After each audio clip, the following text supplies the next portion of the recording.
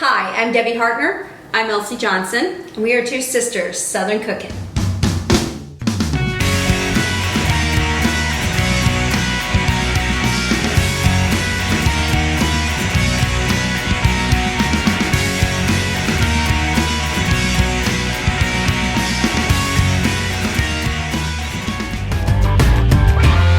Doing our bread dressing, which is our mom's recipe.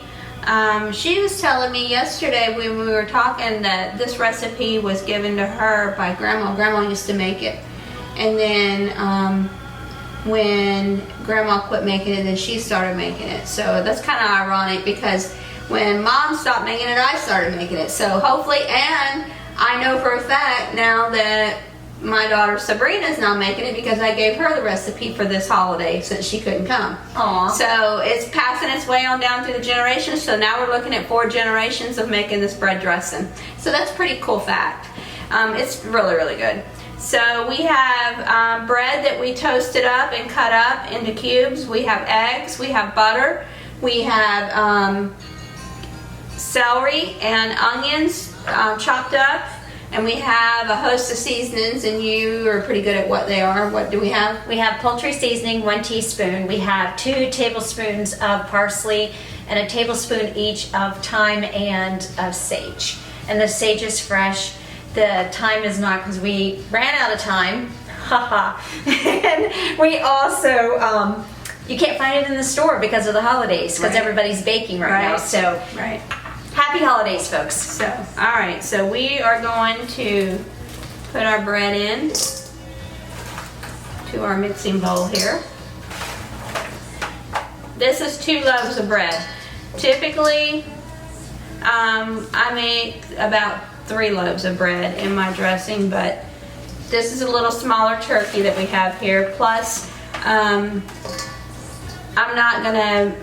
I might make a small dish of dressing on the side if we have any leftover that we're not putting in the bird. But typically I make a little more because I do make extra in a roasting pan of its own.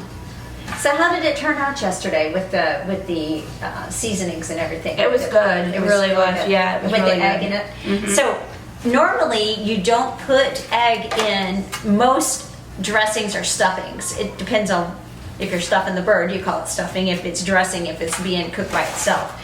And normally you don't, but my mom, and of course then it was passed down from Grandma Grace, so put eggs into there.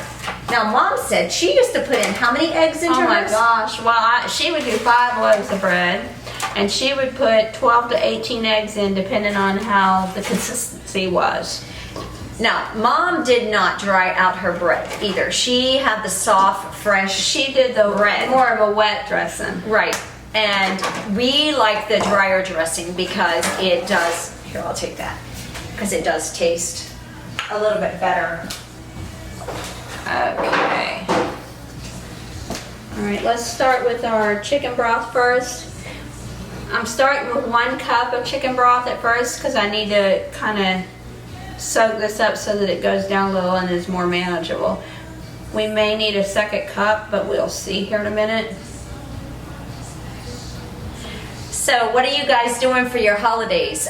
We had, well, Thanksgiving was yesterday. So today is my Thanksgiving with my family because I worked yesterday in the ER. So today we're preparing a turkey with stuffing, and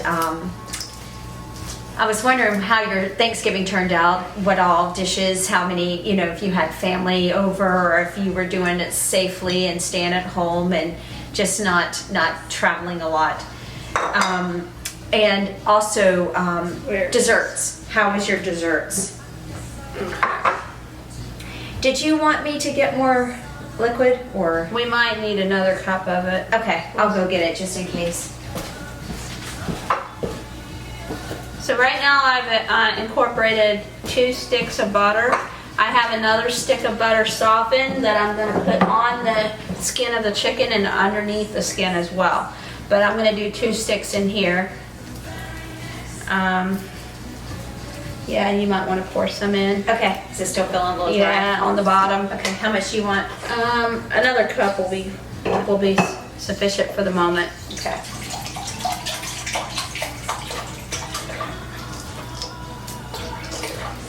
Correct. Yeah. Just. Yeah. And I do this with my hands because it just, you can feel the texture and feel it coming together instead of with a spoon. It's kind of hard to judge. So today we're going to do turkey and stuffing. We're also going to do cream cornbread, and we're going to do broccoli, cheese, and rice casserole in place of the green bean casserole. So, and Elsie's making a Hershey cake too. And we're going to do 2 Christmas cookies. So I'm pretty excited about that. And we also are doing a couple other things that won't be filmed, but it will be a part of our Thanksgiving dinner. Okay. So I have a lot to be thankful for. I have a lot to be thankful for. I got my family and health, and I'm blessed.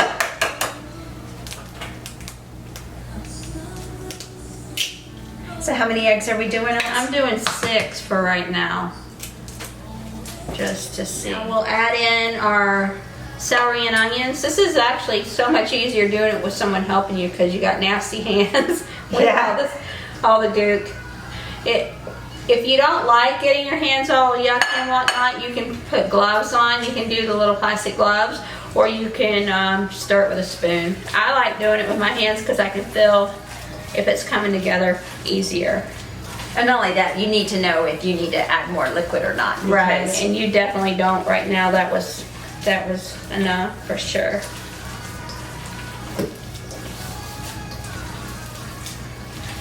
Now, when Mom was making this, she would do 5 loaves of bread and 18 eggs, correct? Yeah, 12, I was like, 12 to oh God. 18 eggs, and probably close to 4 cups of chicken broth. That's But she crazy. doesn't know how to cook in small quantities, and I No. find myself having that same problem. And the more our kids move out and move away and all this kind of stuff, you have to, okay, I'll take the herbs. You find yourself adjusting again. Trying a little bit. Yeah.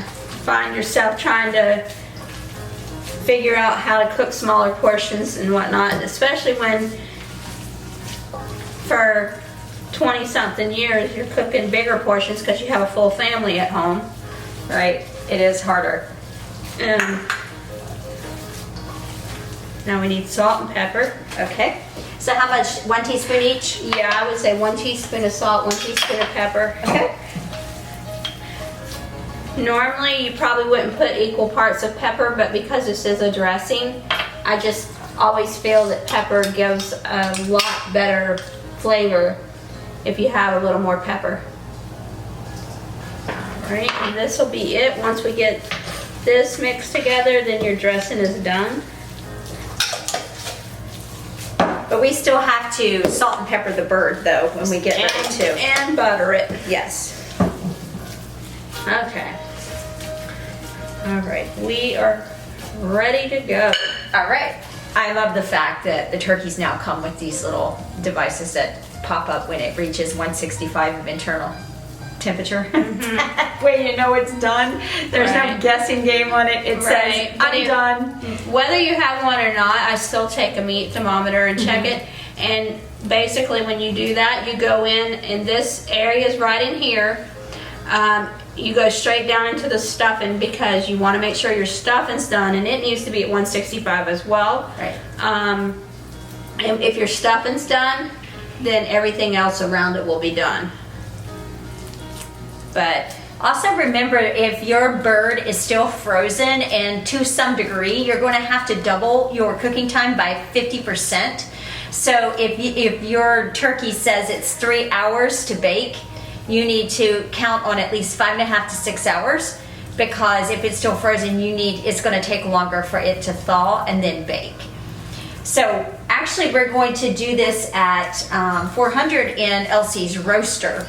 And how long are we going to do that for? 30 minutes, and then we're going to lower it to 325 for 4 hours. Right. And because this is fairly thawed, it's still a little frozen inside, but it's fairly thawed on the outside. it was cold in the inside. Right. The only frozen part of it that was inside is the liquid, like liquid water that accumulates inside a bird. All right. I'm gonna take my ring off because I'm gonna get down and dirty here. I'm going to put just a handful right at the top as well. Mom always did that. She did the bottom and the top. Just stick a little handful there and pull the cover down over it. All right, and we are done with that. We do have dressing left, as you can see. I don't know if you can see that, but yes, we do have dressing left. I'm going to take it to the other counter. So I'm gonna go ahead and just rub this down and just get your hands in there and get it dirty.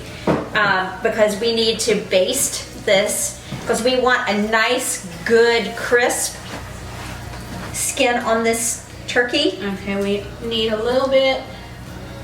I'm going to actually, when she's done rubbing that down, we salt and pepper the outside as well before we put it in the roaster. And if you want to and you don't want salt and pepper, you can do seasoning salt as well. Yeah. You can do that instead. It's all in your own preference, whether or not you want to. All right, you want to turn it around? Yep, turn it around so I can get up under the skin. And this you definitely don't want to have rings on either. And you just roll your hand around in there, almost like you're massaging the turkey. Basically, you're removing that membrane that's between the skin and the meat. And I'm going to take a little bit of that butter and I am going to rub it up underneath everywhere under the skin. So we get butter on the outside and we get butter on the actual skin and butter underneath against the actual meat. That will give you a moist turkey and a crispy skin. And the reason why we started out at 400 is it kind of gives it that crisp right away, and it kind of like zaps it. So it has a good start for crisping up. And I'm just going to continue to put the rest of this butter in here. You can take chunks of butter and just put it inside, like where the wings are. You could just rub it in. It's all up to you. It's all your own preference. Remember, it's your food. You cook it the way you want to. We're just giving you ideas on how we do it. All right. And I think This turkey's getting a nice massage. And then he's going to regret it because he's going to get fed to us. Okay. Well, he's going to be delicious. Yeah. All right, so Now we now got to clean up. we got to clean up before we put the salt and pepper on because we got nasty hands right now. Clean, thank goodness. We got a lot of butter on our hands, so we're just going to take. Yeah. Sprinkle it on there. And you can, another thing Sabrina did with her turkey is she has fresh herbs growing right now. I mean, a lot of fresh herbs. And I don't even know what all fresh herbs she's got growing, but she has a bunch. She took fresh herbs and chopped them up, and then she made a paste of butter with fresh herbs, and she put that all Oh, that sounds delicious. and it does sound delicious. So you can do something like that as well. Instead of just plain butter, you can make a compound butter of whatever seasoning Right. you want in it. You could put seasoned salt in it. You could do pretty much whatever you want in that butter and spread it on it. So we are ready to go. I am going to go grab the container that we put this in, and then we're going to get it into the roaster for 4 hours.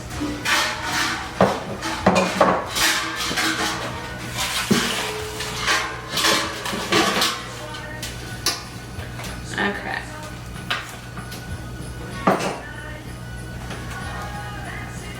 So we're going to do it like this so we can lift this out. Why don't you pull that out and we'll slide this under the bird, Okay? and then we'll just have that to lift it up. All right. All right, let's not drop this bad boy. All right, so it's in. We're going to go ahead and put it in for 400, and then we're going to lower it in like 30 minutes to 325. We're going to cook it for 4 hours, and it's going to be a yummy, yummy, yummy bird. We'll see you guys when we come back.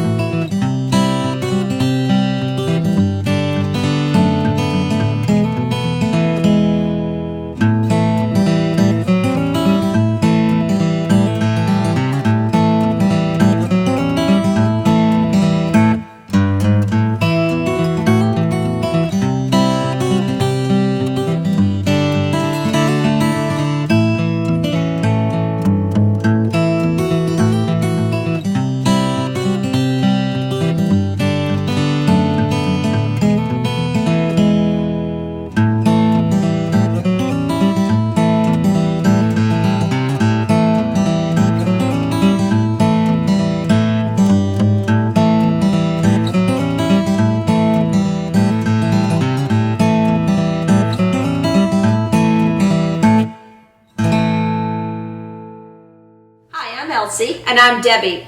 We're two sisters Southern cooking. And we thank you for visiting our page. Please like, share, and subscribe.